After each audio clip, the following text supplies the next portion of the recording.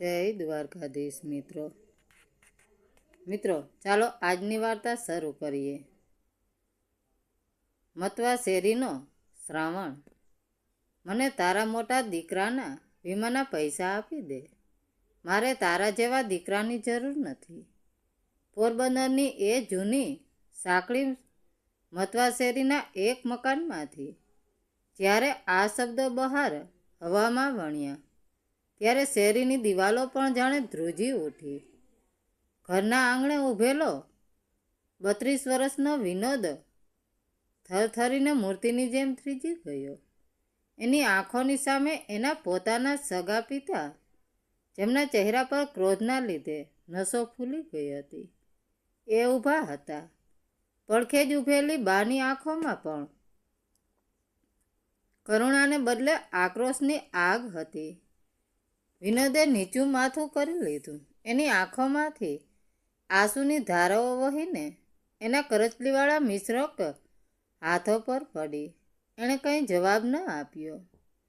એણે બસ મનોમન પોતાની જિંદગીના વહેણને પાછળ વાળીને જોયું અને સમરણનો આખો ભંડાર એને ભૂતકાળના એવા દિવસોમાં ખેંચી ગયો જ્યાંથી આ કરુણતાની શરૂઆત થઈ હતી. વાત આજથી 50-60 વર્ષ પહેલાંની છે. પોરબંદરમાં કેદારેશ્વર મહાદેવના પવિત્ર મંદિરને પડખે જ આવેલી મતવા શેરી. આ શેરીના એક સામાન્ય બ્રાહ્મણ પરિવારમાં વિનોદનો જન્મ થયો હતો. બધું બરાબર ચાલતું હતું, પણ અચાનક પોરબંદરની શાન ગણાતી મહારાણા મિલ પર તાળા લાગી ગયા. મિલ બંધ થતાં જ બાપુજીની નોકરી છૂટી ગઈ અને ઘરની આર્થિક કોરોડર જુજુ તૂટી ગઈ. નોકરી જવાનો આઘાત અને ઘર ચલાવવાની ચિંતાએ બાપુજીના સ્વભાવને સાવ બદલી નાખ્યો. બાપુજીનો સ્વભાવ એકદમ ઉગ્ર બની ગયો. વાત વાતમાં ગુસ્સે થવું, ઘરમાં રાડારાડ કરવી અને ગાળો બોલવી એ એમનો રોજનો ક્રમ બની ગયો. બાપુજીના આ રૌદ્ર સ્વરૂપથી ઘરના બધા સંતાનો થરથર ધ્રુજતા.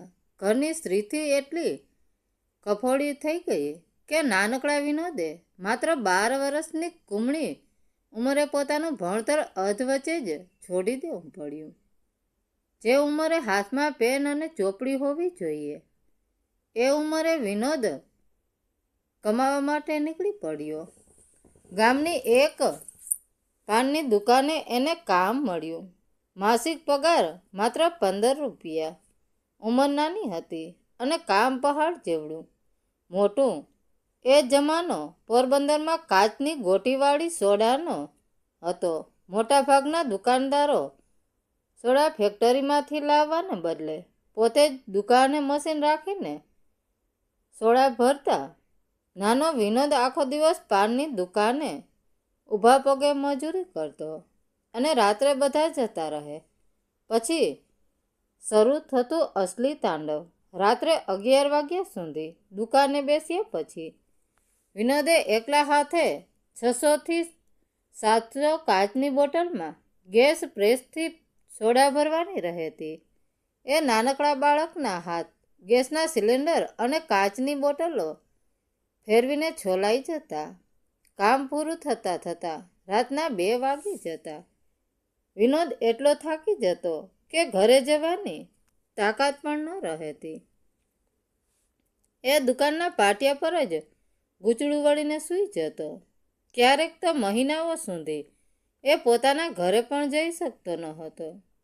બસ એ જ પાનની દુકાન એનું ઘર બની ગયું હતું. બીજી તરફ બાપુજીના આ ત્રાસ અને ડરથી કંટાળીને વિનોદનો મોટો ભાઈ પણ નાની ઉંમરે ઘર છોડીને કમાવા માટે સુરત જતો રહ્યો. સમય વહેતો રહ્યો. આ સખત મજૂરી અને સંઘર્ષની વચ્ચે વિનોદ ક્યારેય જવાન થઈ ગયો એની એને પોતાને પણ ખબર ના પડી. એક સંબંધીની ઓળખાણની વિનોદના લગ્ન થયા. લગ્ન મંડપમાં જ્યારે વિનોદે પત્નીનો હાથ પકડ્યો ત્યારે એના મનમાં એ જ આશા હતી. જિંદગીમાં બહુ ધૂળ ઉડી, હવે કદાચ મારા ઘરમાં શાંતિ આવશે. પણ વિનોદની એ આશા પર બહુ જલ્દી પાણી ફરી વળ્યું. લગ્ન પછી પણ બાપુજીના ઉગ્ર સ્વભાવમાં રાયરતી જેટલોય ફેરફાર ન થયો. હવે તો વાત વધુ બગડી, કારણ કે ઘરમાં થતા રોજ રોજના ઝઘડામાં બા પણ બાપુજીની સાથે જોડાઈ ગયા હતા.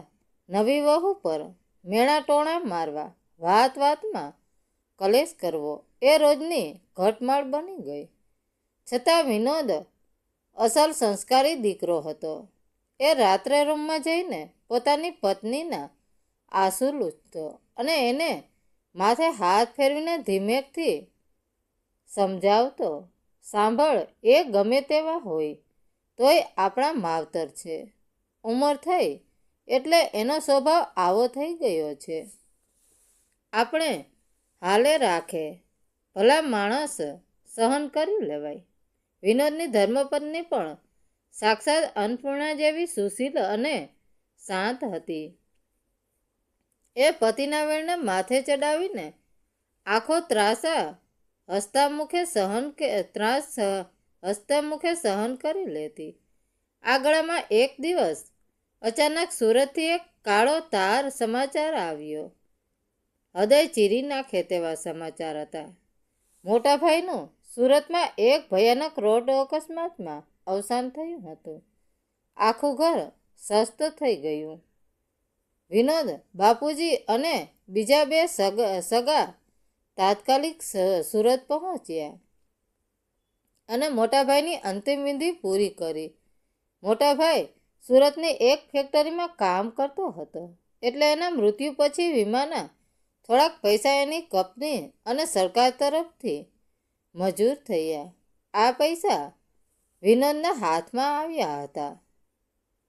સુરતથી પાછા આવ્યાના થોડા જ દિવસો થયા હશે, ત્યાં જ ઘરમાં ફરીથી કોઈ નાની બાબતે મોટો ઝઘડો ફાટી નીકળ્યો.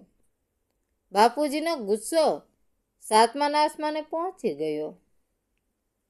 વિનોદે જ્યારે એમને શાંત પાડવાનો પ્રયત્ન કર્યો, ત્યારે જ બાપુજીએ વિનોદના કાળજાને સરસવવું નીકળી જાય એવું પહેલું વાક્ય કહ્યું. મને મારા મોટા દીકરાના વીમાના પૈસા આપી દે. મારે તારા જેવા દીકરાની જરૂર નથી. પૈસા મારી પાસે હશે ને તો આખી દુનિયા મારી સેવા કરશે. તારા જેવા નકામા દીકરા વગર મને ચાલશે. એક ક્ષણે વિનોદના પગ નીચેથી જમીન સરકી ગઈ. જે પિતા માટે એણે પોતાનું બાળપણ વેચી નાખ્યું, 15 રૂપિયાની નોકરી કરી, રાતભર સોડાની બોટલો ભરી, એ પિતા આજે પૈસાના જોરે એને તરછોડી રહ્યા હતા. છતાં વિનોદે કાળજું પથ્થરનું કરી લીધું. એણે પૈસા બાપુજીના ચરણોમાં મૂકી દીધા અને મનોમન બસ એટલું જ કીધું, ભલે બાપા, તમે માવતર છો, તમે ગમે તે કહો, મારો ધર્મ હું નહીં ચૂકું. પણ સમય ક્યારેય કોઈનો સગો થયો છે. અહંકાર અને પૈસાની ગરમીને ઓગાળતા કુદરતને એક ક્ષણ પણ નથી લાગતી. આ ઘટનાના થોડા જ મહિનાઓ પછી એક સવારે બાપુજી પથારીમાંથી ઊભા ન થઈ શક્યા. ડૉક્ટરને બોલાવ્યા તો ખબર પડી કે બાપુજીને પેરેલિસ લકવાનો ભયાનક એટેક આવ્યો હતો. એમનું આખું શરીર નકામું થઈ ગયું હતું. એ સંપૂર્ણપણે પથારીવશ થઈ ગયા. જે પિતા વાત વાતમાં આખું ઘર માથે લેતા, એ આજે એક નાનકડી આંગળી હલાવવા માટે પણ લાચાર બની ગયા. પરિસ્થિતિ એવી આવી કે બાપુજીનું ઝાડા પેશાબ બધું પથારીમાં જ થવા લાગ્યું. જે પૈસાના જોરે દુનિયા ખરીદવાની વાતો કરતા હતા, એ પૈસાના બંડલ કબાટમાં પડ્યા રહ્યા. પણ કોઈ સગું વહાલું એમની ગંદકી સાફ કરવા ફરક્યું પણ નહીં. તે સમયે જગતના નાથે સાચી કસોટી વિનોદ અને એની પત્નીની કરી. આ બંને માણસોએ ભૂતકાળના તમામ ઘા, તમામ ગાળો અને એ કડવાશ વેણને એક ક્ષણમાં ભૂલી જઈ કોઈ પણ જાતના મોઢા બગાડ્યા વગર ભારોભાર પ્રેમ અને ખુશીથી વિનોદ અને એની પત્ની બાપુજીની સેવામાં પરોવાઈ ગયા. રોજ સવારે વિનોદ બાપુજીની પથારી સાફ કરતો. એમના જાડા પેશાબવાળા કપડાં એની પત્ની પોતાના હાથે ધોતી. બાપુજીના શરીરને સાફ કરવું, એમને ગરમ પાણીથી નવડાવવા, પાવડર લગાડવો, નવા કપડાં પહેરાવવા અને વહેલી સવારે ભૂતનાથ મહાદેવનો પ્રસાદ એમના મોઢામાં મૂકવો આ વિનોદની રોજની પૂજા બની ગઈ હતી. 1-2 મહિના નહીં, પૂરા 7 વર્ષ સુધી બાપુજીએ પથારી ભોગવી. આ 7 વર્ષમાં વિનોદ અને તેની પત્નીએ ક્યારેય કપાળ પર એક કરચલી પણ ના આવવા દીધી. આ 7 વર્ષની લાંબી પથારીએ બાપુજીના અંદર રહેલા અહંકારના પહાડને ઓગાળીને પાણી કરી નાખ્યો હતો. એમને સમજાયું કે કબાટમાં પડેલા વીમાના પૈસા કે ગળી કરીને રાખેલી નોટો ક્યારેય પથારીની ગંદકી સાફ નથી કરતી. પૈસાથી નોકર રાખી શકાય, પણ સાચી લાગણી અને સેવા તો માત્ર પોતાનું લોહી, પોતાના શ્રવણ જેવો દીકરો જ આપી શકે. એક સાંજે બાપુજીનો શ્વાસ અટકવા લાગ્યો. યમરાજાનો પગરવો મતવા શેરીમાં સંભળાવા લાગ્યો હતો.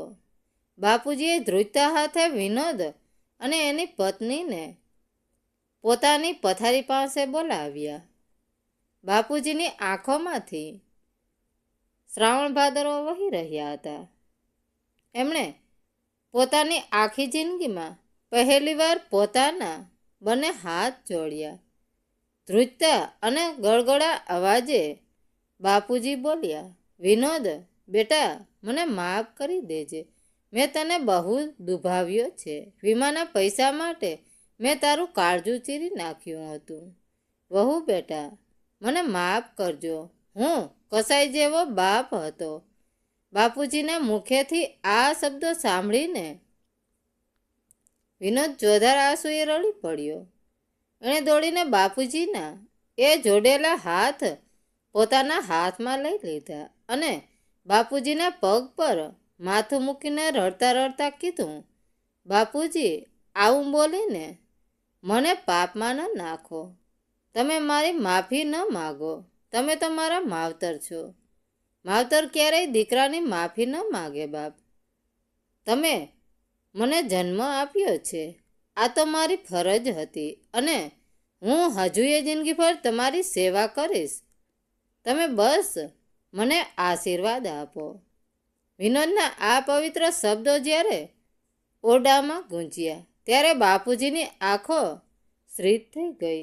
એમની આંખના ખૂણામાંથી છેલ્લું આંસુ સરી પડ્યું. પણ મરતી વખતે એમના ચહેરા પર ક્રોધની કોઈ રેખા નહોતી. ત્યાં માત્ર પ્રેમ અને માત્ર એક અજીબ અલૌકિક અને પરમ શાંતિનું શ્રીમત હતું. બાપુજી દેહ છોડીને ચાલ્યા ગયા હતા. પણ મતવા શેરીના એ નાનકડા મકાનમાં એક દીકરાની પિતૃભક્તિનો અજોડ ઇતિહાસ સદા માટે અમર થઈ ગયો હતો. પૈસાથી દુનિયાના તમામ વૈભવ ખરીદી શકાય છે સાહેબ, પણ જ્યારે જિંદગીના આખરી પડાવ પર માણસ લાચાર બને છે ત્યારે એને સાચવવા માટે નોટોના બંડલ નહીં, પણ સંસ્કારથી સિંચાયેલા દીકરાના હાથની હૂંફ જ કામ આવે છે. તો મિત્રો, વાર્તા કેવી લાગી? સારી લાગી હોય તો કોમેન્ટ કરીને જરૂર જણાવજો. ધન્યવાદ મિત્રો. રાધે રાધે. જય દ્વારકાધીશ.